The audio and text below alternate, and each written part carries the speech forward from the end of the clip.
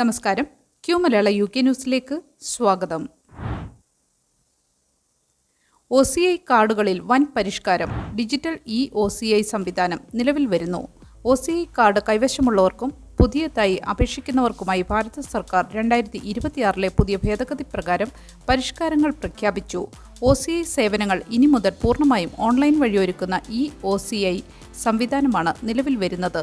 ഇതോടെ smart phone ആപ്ലിക്കേഷനുകൾ വഴി OCI കാർഡുകൾ ഡിജിറ്റലായി മൊബൈലിൽ സൂക്ഷിക്കാൻ സാധിക്കും. നിലവിൽ OCI കാർഡുള്ളവർ പുതിയ നിർദ്ദേശങ്ങൾ വരുന്നതുവരെ ഒന്നും ചെയ്യേണ്ടതില്ലെന്നും അവരുടെ നിലവിലെ കാർഡ് ഉപയോഗിച്ച് തടസ്സമില്ലാതെ യാത്ര ചെയ്യാമെന്നും അധികൃതർ വ്യക്തമാക്കിയിട്ടുണ്ട്. പുതിയ മാറ്റത്തോടെ മുൻപുണ്ടായിരുന്ന സങ്കീർണമായ പേപ്പർ വർക്കുകൾ ഒഴിവാകും. ഒരേ രേഖകളുടെ പകർപ്പുകൾ പലതവണ സമർപ്പിക്കുന്നതിന് പകരം എല്ലാ രേഖകളും ഓൺലൈനായി അപ്ലോഡ് ചെയ്താൽ മതിയാകും. വിമാനത്താവളങ്ങളിലെ നടപടികൾ വേഗത്തിലാക്കാൻ ഈ ഡിജിറ്റൽ സംവിധാനം സഹായിക്കും. OCI ഉള്ളവർക്ക് ഇന്ത്യയിലെ പ്രമുഖ വിമാനത്താവളങ്ങളിൽ സജ്ജീകരിച്ചിരിക്കുന്ന ഫാസ്റ്റ് ട്രാക്ക് ഇമിഗ്രേഷൻ സംവിധാനം വഴി 1 മിനിറ്റിനുള്ളിൽ ഇമിഗ്രേഷൻ ക്ലിയറൻസ് പൂർത്തിയാക്കാൻ സാധിക്കും. യാത്രകൾ തടസ്സമില്ലാതെ മുന്നോട്ട് കൊണ്ടുപോകാൻ OCI വിവരങ്ങൾ കൃത്യസമയത്ത് പുതുക്കാൻ ശ്രദ്ധിക്കുക. കൂടുതൽ വിവരങ്ങൾക്ക് OCIservices.gov.in സന്ദർശിക്കുക. ഗോവയിലെ കലങ്കുത്തിൽ ബ്രിട്ടീഷ് വിനോദസഞ്ചാരിയെ ഹോട്ടൽ മുറിയിൽ മരിച്ച നിലയിൽ കണ്ടെത്തി. ഗോവയിലെ പ്രമുഖ തീരദേശ വിനോദസഞ്ചാര കേന്ദ്രമായ കലങ്കുത്തിലെ ഹോട്ടൽ മുറിയിൽ 51 വയസ്സുകാരനായ ബ്രിട്ടീഷ് പൗരനെ മരിച്ച നിലയിൽ കണ്ടെത്തി. UKയിലെ ബ്ലാക്ക്ബേൺ സ്വദേശിയായ ജെയിംസ് ഡാനിയൽ ബെൻമോർ ആണ് മരിച്ചതെന്ന് പോലീസ് തിരിച്ചറിഞ്ഞു. കലങ്കൂത്തിലെ ഹോട്ടലിൽ താമസിച്ചു വരികയായിരുന്ന ഇദ്ദേഹത്തെ മെയ് 17 അബോധാവസ്ഥയിൽ മൊബ്സയിലെ അസിലോ ആശുപത്രിയിൽ എത്തിച്ചത്.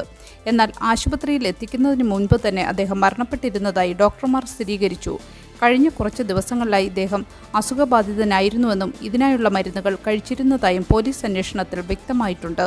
പ്രാഥമിക അന്വേഷണത്തിൽ മരണത്തിൽ അസ്വാഭാവികതയോ ദുരൂഹതയോ ഉള്ള ലക്ഷണങ്ങളൊന്നും കണ്ടെത്തിയിട്ടില്ല. എങ്കിലും വിദേശ പൗരന്റെ മരണമായതിനാൽ പോലീസ് സാധാരണ നടപടിക്രമങ്ങൾ പാലിച്ച് വിശദമായ അന്വേഷണം നടത്തിവരികയാണ്. UK എംബസി അധികൃതരുമായും ബന്ധപ്പെട്ട ഉദ്യോഗസ്ഥരുമായും ഏകോപിപ്പിച്ച് മരണാനന്തര നിയമ നടപടികൾ പൂർത്തിയാക്കി വരുന്നതായി ഗോവ പോലീസ് അറിയിച്ചു. UKയിൽ 5000 പൗണ്ട് ഡെപ്പോസിറ്റിൽ സ്വന്തമായി വീട് വാങ്ങാം. കുറഞ്ഞ ചിലവിലുള്ള സ്ഥലങ്ങളുടെ പട്ടിക പുറത്ത്. UKയിൽ ആദ്യമായി വീട് സ്വന്തമാക്കാൻ ആഗ്രഹിക്കുന്നവർക്ക് വൻ പ്രഖ്യാപനവുമായി പ്രമുഖ ബാങ്കിംഗ് ഗ്രൂപ്പായ ലോയിഡ്സ് വെറും 5000 പൗണ്ട് മാത്രം മുൻകൂർ നിക്ഷേപം നൽകി സ്വന്തമായി വീട് വാങ്ങാൻ സാധിക്കുന്ന പുതിയ മോർഗേജ് പദ്ധതിക്ക് തുടക്കം കുറിച്ചു. കുടുംബത്തിന്റെ സാമ്പത്തിക സഹായമില്ലാതെ തന്നെ യുവാക്കൾക്ക് സ്വന്തം അധ്വാനത്തിൽ വീട് വാങ്ങാൻ ഈ പദ്ധതി തുണയാകും. 3 ലക്ഷം പൗണ്ട് വരെയുള്ള പ്രോപ്പർട്ടികൾക്ക് 5 വർഷത്തെ ഫിക്സഡ് റേറ്റിൽ 5.89% പലിശ നിരക്കിൽ ഈ വായ്പ ലഭ്യമാകും. ജോലി ചെയ്യുന്നവർക്കും സ്വയം തൊഴിൽ ചെയ്യുന്നവർക്കും ഇതിനായി അപേക്ഷിക്കാം. ഇതോടൊപ്പം UKയിൽ ഏറ്റവും കുറഞ്ഞ ചിലവിൽ വീട് വാങ്ങാൻ സാധിക്കുന്ന പ്രധാന 10 സ്ഥലങ്ങളുടെ പട്ടികയും ലോയിഡ്സ് പുറത്തുവിട്ടു. സ്കോട്ട്ലൻഡിലെ ഈസ്റ്റ് എയർഷെയർ ആണ് ഏറ്റവും ചിലവ് കുറഞ്ഞ 1ാം സ്ഥലം. ഇവിടെ ശരാശരി 1,47,353 പൗണ്ടിന് വീട് ലഭിക്കും. ഇൻവർക്ലൈഡ്, ബ്ലാക്ക്പൂൾ എന്നിവയാണ് 2ഉം 3ഉം സ്ഥാനങ്ങളിൽ. ലണ്ടൻ റീജിയണിൽ ബാർക്കിംഗ് ആൻഡ് ഡാഗൻഹാമാണ് ഏറ്റവും ചിലവ് കുറഞ്ഞ പ്രദേശം. ഈ സ്ഥലങ്ങളിൽ ലോയിഡ്സ് പദ്ധതി വഴി വീട് വാങ്ങിയാൽ മാസത്തവണ 1000 പൗണ്ടിൽ താഴെ മാത്രമായിരിക്കും. ജീവനക്കാരൻ കടലിൽ വീണു മരിച്ച സംഭവം. നോർത്ത് സീ ഓയിൽ കമ്പനിക്ക് 2.67 ലക്ഷം പൗണ്ട് പിഴ. നോർത്ത് സീ ഓയിൽ റിഗിൽ സുരക്ഷാ വീഴ്ചയെ തുടർന്ന് ജീവനക്കാരൻ കടലിൽ വീണു മരിച്ച സംഭവത്തിൽ ഓഫ്ഷോർ കമ്പനിക്ക് എബർഡീൻ ഷെരീഫ് കോടതി 2,67,000 പൗണ്ട് പിഴ ചുമത്തി. 2023 ജനുവരി 22 നടന്ന അപകടത്തിൽ സൗത്ത് വെയിൽസ് സ്വദേശിയായ ജെയ്സൺ തോമസ് എന്ന ക്രെയിൻ ഓപ്പറേറ്ററാണ് മരണപ്പെട്ടത്. എബർഡീനിൽ നിന്നും 100 മൈൽ അകലെ വാലറിസ് 121 എന്ന റിഗിൽ വെച്ചായിരുന്നു അപകടം. ഡെക്കിലേക്കുള്ള വാതിലിന് മുന്നിലെ സുരക്ഷിതമല്ലാത്ത ഗ്രേറ്റിംഗ് പാളി തകർന്നാണ് അദ്ദേഹം കടലിലേക്ക് വീണത്. അപകട സമയത്ത് മണിക്കൂറിൽ 30 മൈലിലധികം വേഗതയുള്ള കാറ്റും 5 മീറ്ററിലധികം ഉയരമുള്ള തിരമാലകളും ഉണ്ടായിരുന്നു. ശക്തമായ തിരമാലകളുടെ സമ്മർദ്ദം കാരണം കൃത്യമായി ഉറപ്പിക്കാത്ത ഗ്രേറ്റിംഗ് ഇളകിപ്പോവുകയായിരുന്നുവെന്ന് ഹെൽത്ത് ആൻഡ് സേഫ്റ്റി എക്സിക്യൂട്ടീവ് നടത്തിയ അന്വേഷണത്തിൽ കണ്ടെത്തി. സുരക്ഷാ മാനദണ്ഡങ്ങൾ പാലിക്കുന്നതിൽ കമ്പനി പരാജയപ്പെട്ടതായി കോടതി കണ്ടെത്തി. അപകടത്തെ തുടർന്ന് കോസ്റ്റ് ഗാർഡ് വിപുലമായ തിരച്ചിൽ നടത്തിയെങ്കിലും തോമസിന്റെ മൃതദേഹം ഇതുവരെ കണ്ടെത്താനായില്ല.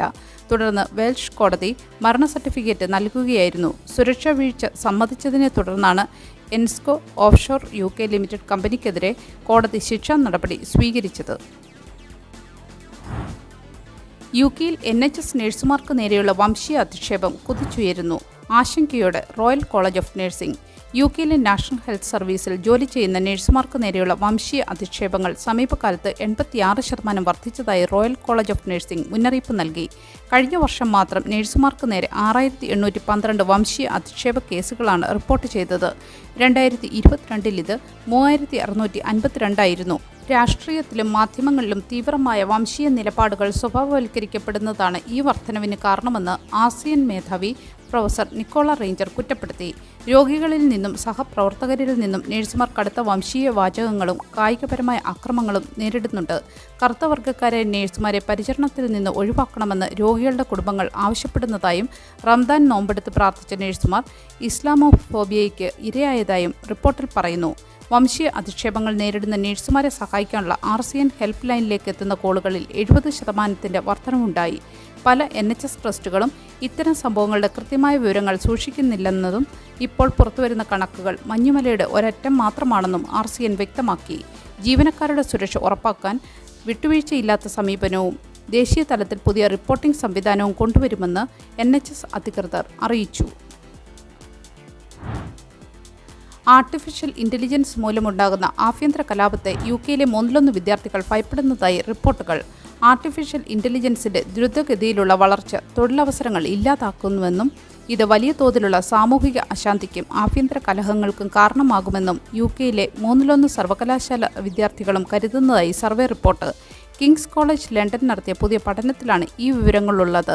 സർവകലാശാല വിദ്യാർത്ഥികളിൽ 77% പേരും AI സ്ഥിരമായി ഉപയോഗിക്കുന്നവരാണ്.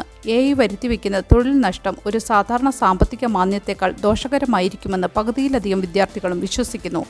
AIയോടുള്ള പൊതുജനങ്ങളുടെയും വിദ്യാർത്ഥികളുടെയും മനോഭാവം അളക്കുന്നതിനായി 4500 പേരിൽ നടത്തിയ സർവേയിൽ പൊതുജനങ്ങളിൽ 22% പേരും വിദ്യാർത്ഥികളിൽ 34% പേരും AI കാരണം ആഭ്യന്തര കലഹമുണ്ടാകുമെന്ന് ഭയപ്പെടുന്നു. പൊതുജനങ്ങളിൽ ഭൂരിഭാഗവും AI ഭയത്തോടെയാണ് കാണുന്നതെങ്കിലും ആൺകുട്ടികളായ വിദ്യാർത്ഥികൾ ഇതിനെ അനുകൂലമായി കാണുന്നുണ്ട്.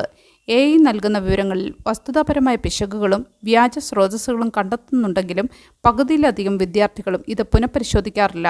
AI തൊഴിൽ വിപണിയെ മാറ്റിമറിക്കുമ്പോൾ അതിനനുസരിച്ച് തങ്ങളെ സജ്ജരാക്കാൻ സർവകലാശാലകൾക്ക് സാധിക്കുന്നില്ലെന്ന ആക്ഷേപവും യുവാക്കൾക്കുണ്ട്. നൈറ്റ് ഷിഫ്റ്റ് കഴിഞ്ഞു മടങ്ങവേ കുഴഞ്ഞു വീണു.